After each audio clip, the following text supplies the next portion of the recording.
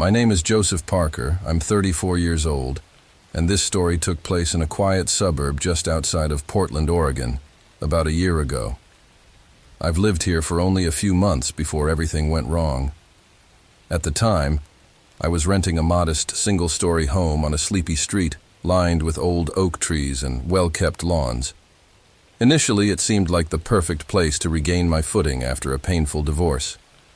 The neighbors seemed friendly enough, the area was safe, and the rent was reasonable. But I suppose that's the thing about horror.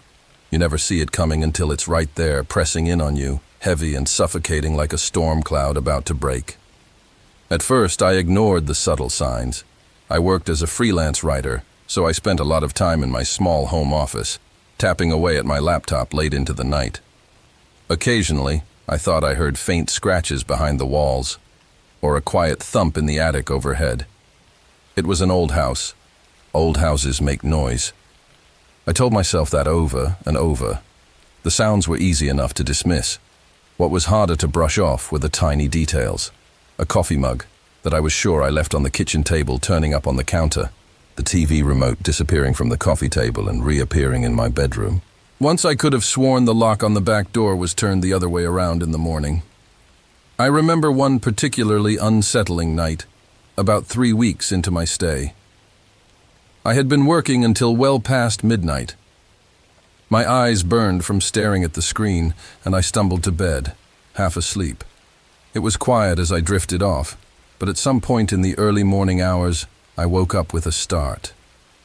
I didn't know why at first.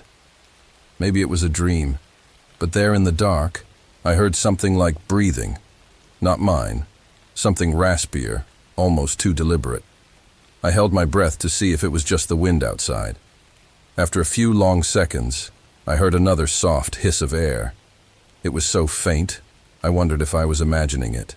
Eventually, I turned on the bedside lamp and found nothing. The window was locked, the closet empty, the door closed. I convinced myself it was my own tired mind playing tricks on me. But over the following days, my anxiety grew. I thought about installing a security system, but I was on a tight budget. Instead, I purchased a cheap indoor camera and placed it in my living room. This camera connected to my phone, allowing me to check the feed whenever I wanted. I told myself it was just to give me peace of mind. If there was something, an animal sneaking in through a crawl space maybe, I'd catch it and handle the issue. At best, I would confirm my suspicions that it was nothing more than my imagination. The first few nights I woke up multiple times and checked the camera feed on my phone. Nothing. Just the still image of my darkened living room. After a week, I started to sleep a bit more soundly. That's when the next strange thing happened. I found footprints on the floor of my garage. Dusty footprints, leading from the door that connected the garage to the house and back again. My car was untouched. My tools were all in place. But someone had been walking there. My heart sank. This was no ghost, I told myself, as my mind raced. This was a person. A real person who had no business being in my home. I contacted the landlord and explained the situation. He shrugged it off, suggesting maybe a friend had visited and I forgot. I had no visitors. He said he'd changed the garage lock but never got around to it. I was on my own. That night, I tried to stay awake as long as possible, determined to catch whoever it was. I sat in the dark, all the lights off, peering through a small crack in my curtains. The street was empty and still. The hours passed so slowly. At around 2 a.m, I swear I heard the faint creak of a floorboard in the hallway behind me. By the time I spun around, there was nothing, just silence and my heart pounding. I got up, flicked on every light in the house and checked every corner. Nobody. As I stood in my empty bedroom, feeling my pulse thrum in my ears, I wondered if I was going insane. Stress can do that, I knew. Lack of sleep can blur the lines of reality. But it got worse. Every few days, another sign. A cabinet door left open. The scent of sweat and dirt in the laundry room. A strange, greasy smudge on the hallway wall at shoulder height. One morning, I realized that my toothbrush felt slightly damp before I'd even used it. It was a subtle difference, but it was there, and the thought of someone using my toothbrush made my stomach turn. Still, I had no real proof. The camera in the living room showed nothing. Then I realized a critical mistake. What if whoever it was never crossed through the living room? My camera wasn't covering the entire house. The hallway leading to my bedroom, the kitchen, the garage, these areas were blind spots. So I bought 2 more cheap cameras. I set one up in the hallway, angled toward my bedroom door, and the other in the kitchen.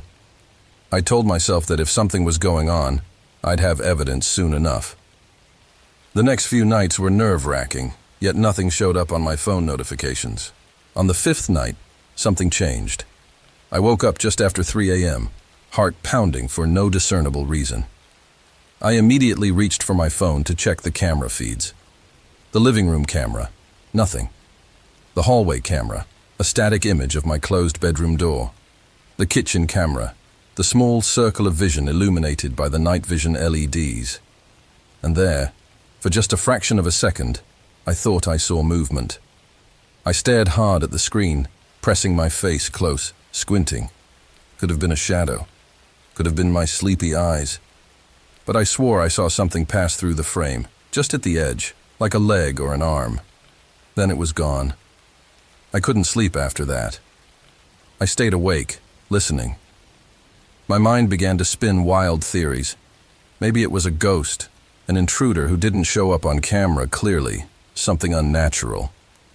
But I forced myself to reject that idea. This was real life, and in real life, ghosts don't exist. There must be a logical explanation. Still, the fear was crawling under my skin. I decided to take more drastic action. The next morning, I took the day off and inspected every inch of the house, top to bottom. I opened the attic hatch in the hallway and shined a flashlight up there. It was dusty, cluttered with old boxes from previous tenants. Nothing unusual at first glance. As I was about to climb back down, I noticed something that made the hair on my neck stand up. A recently opened bag of chips, half eaten, shoved behind a stack of boxes. My breathing grew shallow. Someone had been up here. Not years ago, not months ago, recently. I found a small blanket rolled up behind another box. It smelled stale, like body odor. I slammed the attic hatch shut and locked myself in the bathroom to steady my nerves. Someone was living in my attic. A person, not a ghost. A real intruder who must have found a way in, maybe through a vent or a loose board on the roof. Someone who was watching me sleep, who was moving objects around, using my toothbrush. Someone who was sharing my space, silently, invisibly. I had never felt more vulnerable in my life. My home was supposed to be my refuge, and now it was a stage on which I was being stalked. I called the police immediately. 2 officers came by in the afternoon.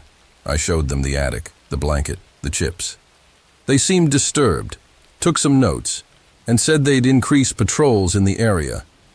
But there was no clear sign of forced entry, no footprints leading up to the roof. Without something more concrete, an actual sighting of the intruder, they had little to go on. They left me with a sense of unease, telling me to call again if I noticed anything else. That night, I armed myself with a heavy baseball bat. I closed all the interior doors and wedged chairs under the handles. I was terrified, but also furious. How dare this person invade my life like this? I was determined to catch them. The cameras were rolling, the doors were barricaded, and I sat on my bed, every muscle tense. Around midnight, just as I was starting to nod off, a quiet tapping sound drifted down from above. I froze, gripping the bat until my knuckles turned white. The tapping continued, faint but unmistakable. I stood up slowly, quietly, and moved into the hallway.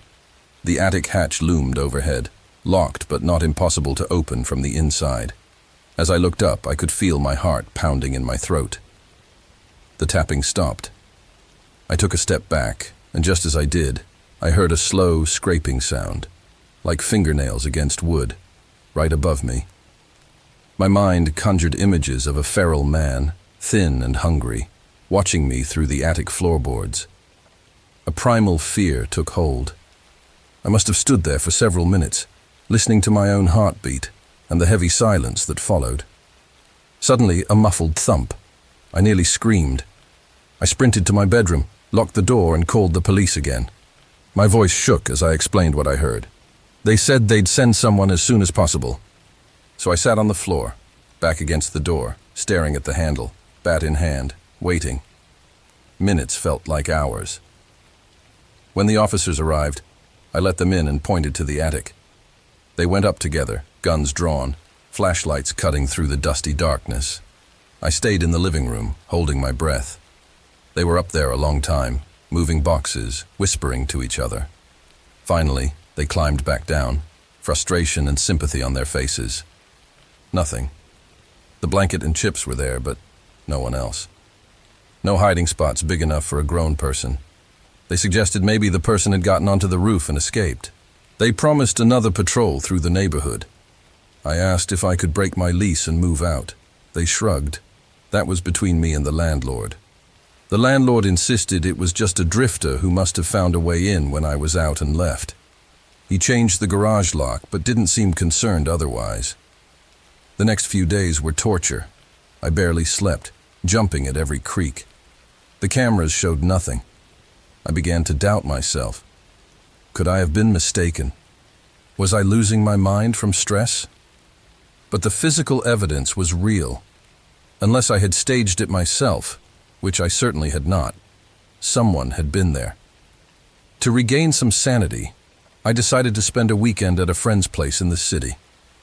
I left on a Friday afternoon, locking every door and window, setting the cameras, and praying I would return to find everything undisturbed. That weekend at my friend's apartment was the first time in weeks I slept soundly. On Sunday morning, I checked the camera feeds on my phone. The first 2 nights were silent. But on Saturday, at around midnight, I caught something. The living room camera recorded movement. I played it back, my heart in my throat. The video showed a figure, tall, thin, dressed in dark clothes, crawling out of the hallway and into the living room. The person moved strangely, hunched, as if trying to stay low. They looked around, and though I couldn't see their face clearly, I could tell they were cautious. They stepped into the kitchen, disappearing from view, then returned a moment later. They stood in the center of the living room, looking toward the camera. I didn't know if they saw it. They took a step closer, and I paused the video. My blood went cold. There was no supernatural element here. This was a person in my home, someone real and very dangerous. After a moment, the figure retreated down the hallway again, and that was the end of the recording. I called the police from my friend's place. This time I had a clear video. The officers met me at my home. By the time we got there, whoever it was had vanished again. But now the police took it seriously. A detective named Marshall reviewed the footage and initiated a proper investigation. They dusted for prints, combed the attic and the garage thoroughly. The detective noticed something in the attic, a small access panel on the far corner that led to a narrow crawl space.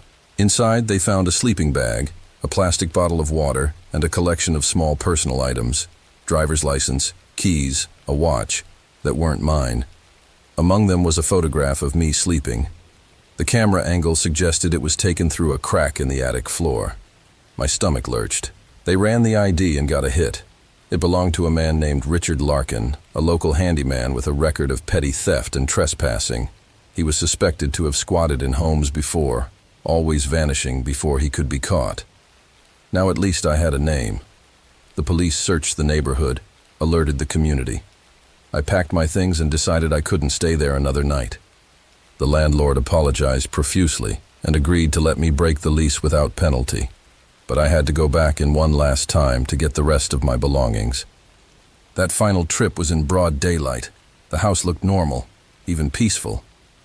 I moved through the rooms, methodically packing my boxes, yet the tension in my gut never eased.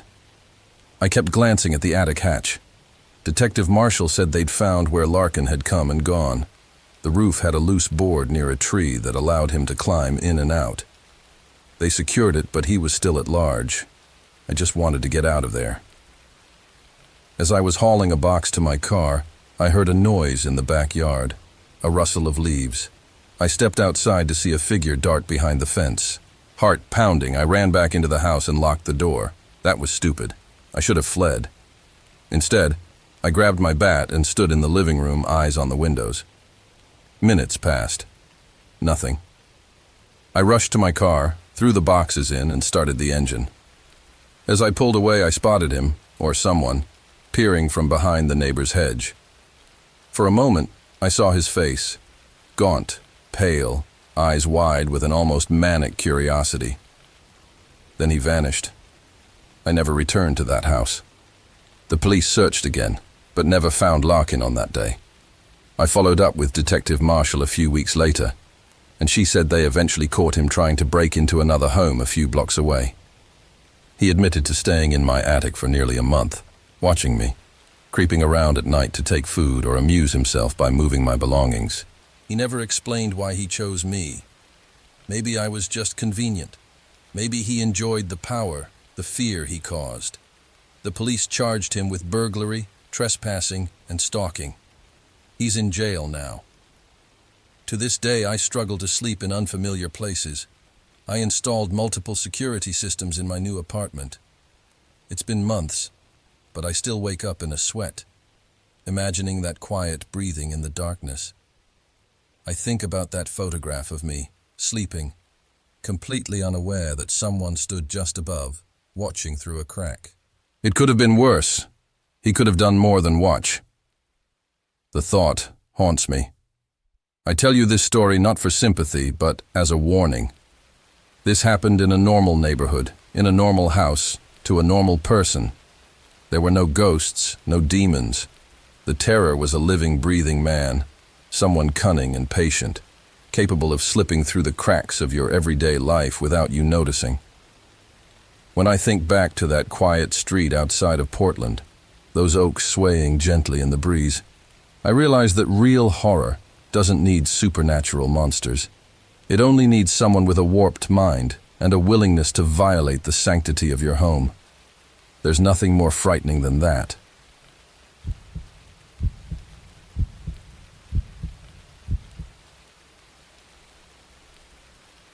My name is Sarah Maxwell. I'm 25 years old, and this story took place 2 summers ago at a small farmhouse I was renting just outside of Ithaca, New York.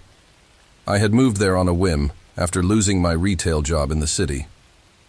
The plan was to take a short break from the hustle of urban life, to clear my head, and maybe try to figure out what I wanted to do next.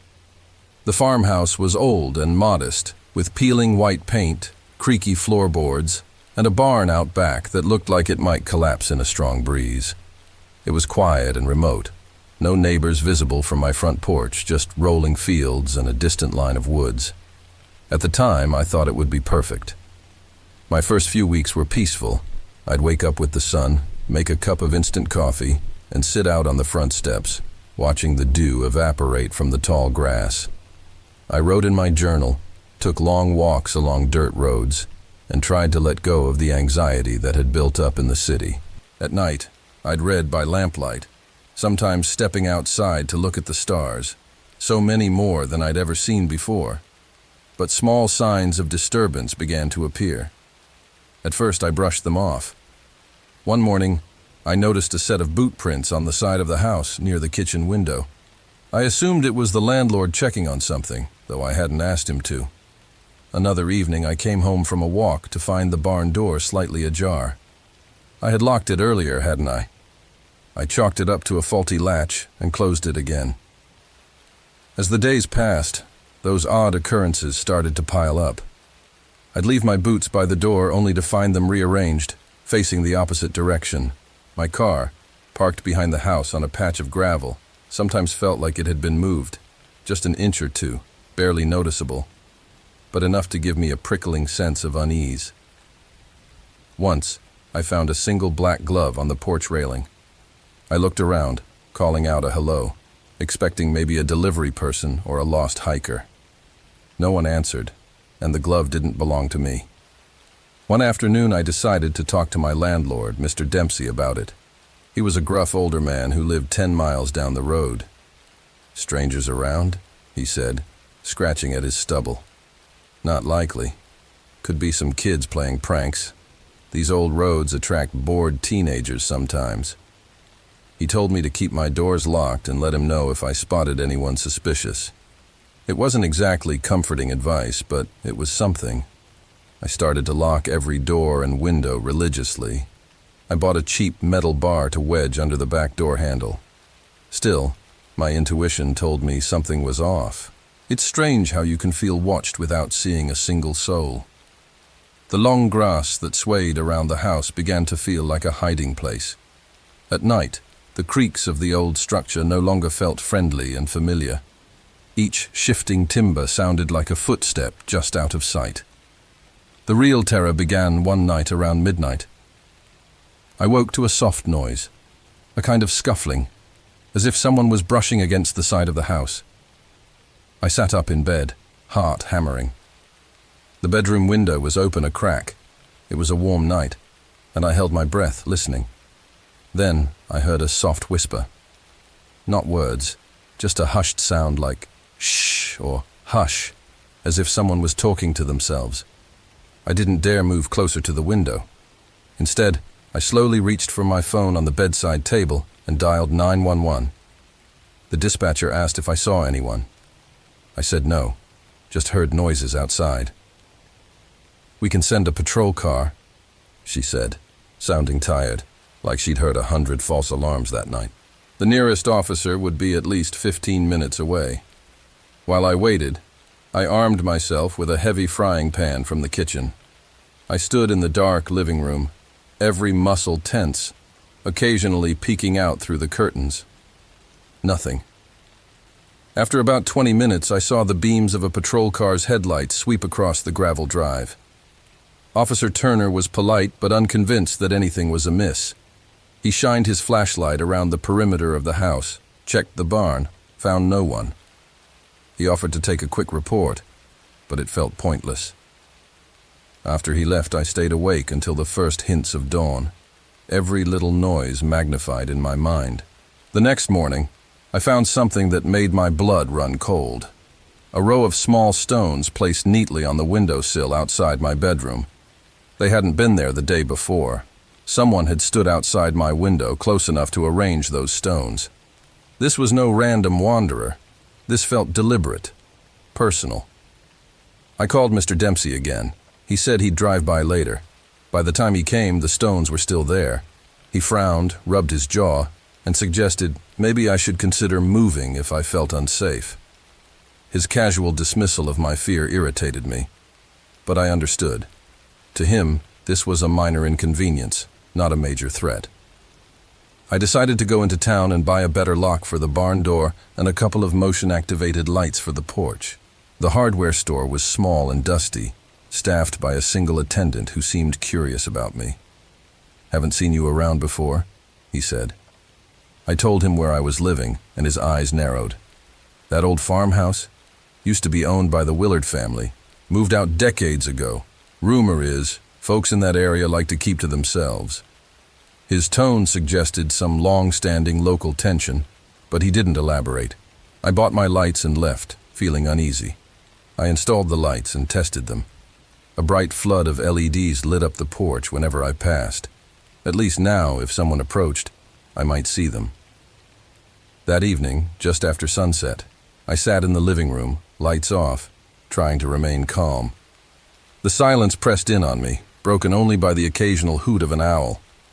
Around 11 p.m., I decided to try and sleep, telling myself I was overreacting. I woke again around 2 a.m. to the glare of the LED lights flooding my bedroom window. The motion detector had been triggered. My heart lurched.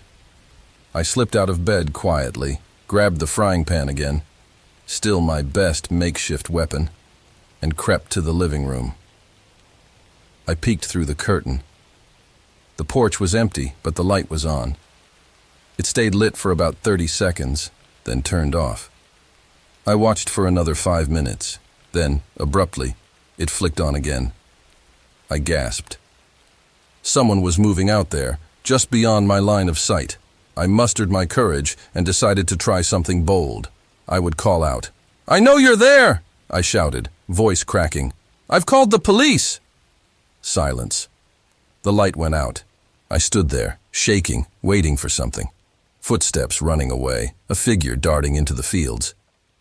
But there was only stillness. When the police arrived, this time I called again. It was the same story. No footprints, no signs of forced entry. The officer suggested maybe animals were triggering the light. But I knew better. Animals don't whisper outside your window or arrange stones in a neat row. The next day, I tried to gather information. I drove to a local diner and asked the waitress if there had been any reports of prowlers. She shook her head but lowered her voice and said, "Be careful out there. We had a couple of break-ins last year. The perpetrator was never caught." When I pressed her, she just shrugged. I learned nothing concrete, only that I was not imagining the danger. That afternoon, I decided I would not stay another night in that farmhouse. I began packing my things. The idea of returning to the city felt strangely comforting. But as I put my clothes into suitcases, a sick realization hit me. Whoever was watching me might realize I was leaving. Would that make them desperate, angrier? To calm my nerves, I sat at the kitchen table and wrote in my journal, trying to work through my fear. That's when I heard a noise in the barn. A distinct thump. I froze, pen midair, and listened again. Another thump, followed by the sound of something scraping against wood. There was no wind. It had been still all day. My heart was pounding so hard I could hear it in my ears. I grabbed my phone and dialed 911 once more, whispering into the receiver. The dispatcher told me to remain calm, to wait for an officer. I told her there was someone in my barn. She said someone would come as soon as they could. I knew how long, as soon as they could, might be out here.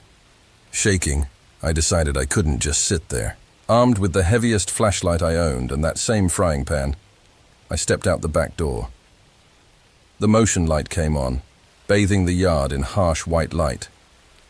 The barn stood about 20 yards away, its door firmly closed. I crept closer, steps silent in the grass. As I reached the barn door, I could feel my pulse in my fingertips. I pulled the door handle. Locked. That was strange. I had locked it myself from the outside. How had someone gotten in? I walked around the side, shining my flashlight on the old wooden walls. Nothing looked tampered with. Suddenly, a muffled thud inside made me jump back. I stifled a yelp. Someone was definitely in there. Trapped, maybe. Or maybe they were waiting for me to open the door. I couldn't bring myself to open it. I backed away slowly, then turned and ran back to the house, slamming the door behind me and pushing the metal bar under the handle. Time stretched painfully as I waited. Eventually, I saw headlights sweeping up the road. A patrol car. A young deputy and Officer Turner stepped out. I rushed to meet them, pointing them to the barn, explaining in a whisper what I'd heard. They approached with caution, guns drawn, flashlights cutting through the darkness. I watched from the safety of my doorway. They called out warnings. "Police, come out with your hands up." Silence. Another warning. Then, slowly, the deputy unlocked the barn door with my key and swung it open.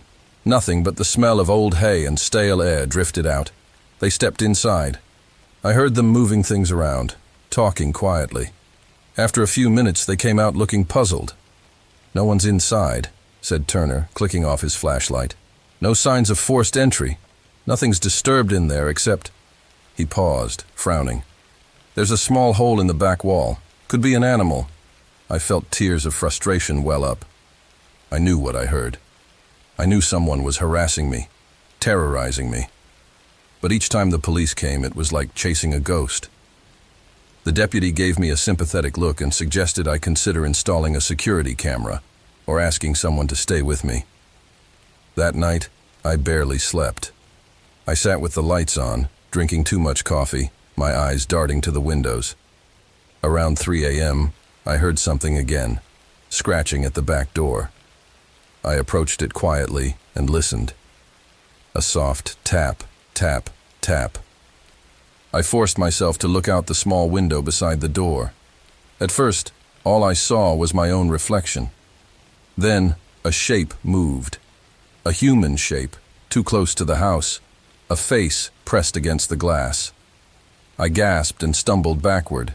I scrambled for my phone and dialed 911 yet again, whispering frantically.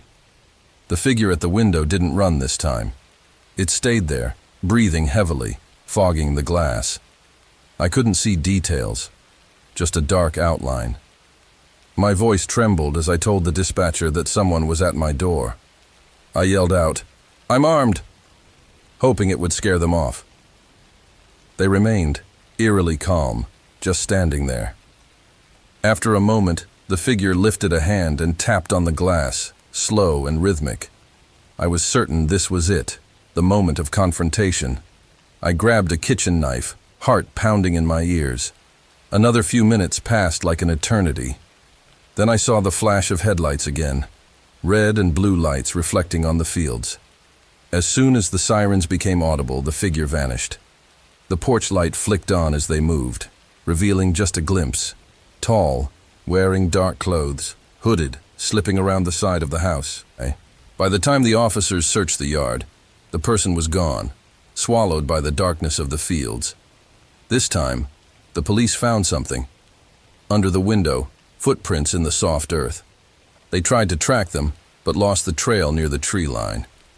At least now they believed me. This was a real intruder, not an overactive imagination. Officer Turner suggested I leave immediately and stay somewhere else. I didn't need convincing.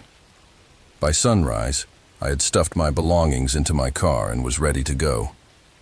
The police assured me they'd patrol the area, look for suspicious vehicles or people. As I pulled onto the dirt road, I caught one last look at the farmhouse in my rearview mirror. It looked so innocent in the morning light, the barn dozing quietly beside it. But I knew the truth. Someone out there had been stalking me, enjoying my fear, playing a cat-and-mouse game that could have ended in violence. That realization made me shiver, even as the summer sun warmed my face. I spent the next week in a motel near the highway, occasionally calling the police station for updates. They had no leads, no suspects. Mr. Dempsey apologized over the phone and said he understood why I left. He'd find another tenant, someone braver or more ignorant of the danger. I decided to return to the city. It felt safer among crowds, where a stranger's face was just a face, not a threat lurking outside your window. Months later, I had nightmares about that farmhouse, standing alone in the fields, the whisper outside the window, the careful arrangement of stones. I often wondered what the intruder wanted. Was it to drive me away, to break in and harm me? Or was the uncertainty itself the source of their twisted pleasure? I never found out. The police never caught the prowler. Perhaps they moved on to another isolated home. Perhaps they still wander those quiet back roads, seeking a lone resident to torment. I sometimes think about what would have happened if I had stayed one more night, if I had opened that barn door, if I had confronted the figure at the window instead of waiting for help. But I know that's a dark path of thought, one that leads only to more fear. In the end, the true horror wasn't a ghost or a monster. It was a human, someone determined to invade my sense of safety. I learned that horror doesn't need the supernatural. It only needs a stranger who knows exactly how to push your fear buttons, how to make you feel vulnerable in the one place you should feel most secure, your own home. And that is something I'll never forget.